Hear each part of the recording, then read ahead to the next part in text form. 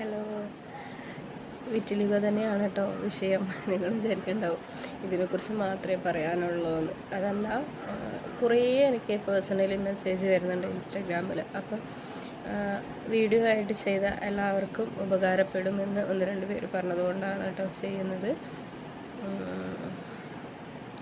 കുറേ പേര് ടെൻഷൻ്റെ കാര്യങ്ങൾ പറഞ്ഞിട്ടാണ് പിന്നെ മെസ്സേജ് അയക്കുന്നത്.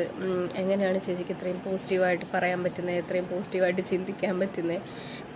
എനിക്കറിയില്ല. ഞാനും നിങ്ങൾ ഈ പറഞ്ഞവരെ ഒക്കെ പോലെ തന്നെ ഭയങ്കരമായിട്ട് എന്താ പറയുക, ടെൻഷനടിച്ച് കരഞ്ഞ് വിഷമിച്ചിട്ടുള്ള ഒരാളാണ്.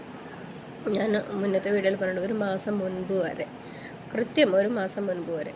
പിന്നെ സ്വയബോധം എപ്പോഴാണ് ഉണ്ടായെന്ന് വെച്ചാൽ അപ്പോഴാണ് തോന്നുന്നു. കരഞ്ഞിരുന്നിട്ടോ, ടെൻഷൻ അടിച്ചിട്ടോ, അല്ലെങ്കിൽ നമ്മുടെ വിധീനെ പഴിച്ചിട്ടോ, ഈശ്വരനെ തെറ്റു പറഞ്ഞിട്ടോ ഒന്നും കാര്യമില്ല.